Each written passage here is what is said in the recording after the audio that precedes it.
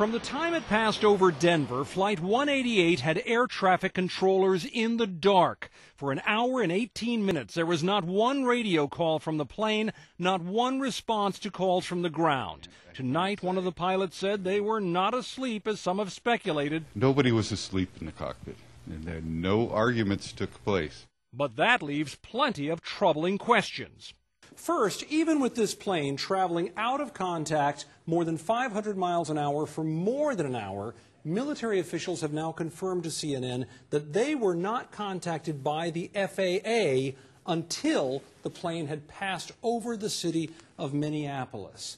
At that time, the military scrambled to launch at least 4 fully armed F-16 fighters, but that was so late they never even got off the ground before the airliner was finally recontacted.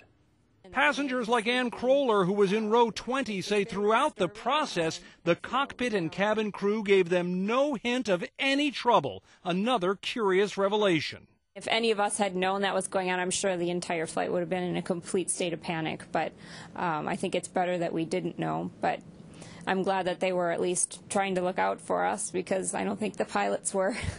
Indeed, she says, for 45 minutes as they shot past their arrival time, passengers were told nothing at all. And when the captain finally spoke up again, he said they were just waiting to land. We were just, completely under the impression that it was just air traffic, and that Minneapolis Airport was not giving us clearance to land, and that basically we were just going to fly around until they allowed us to do so.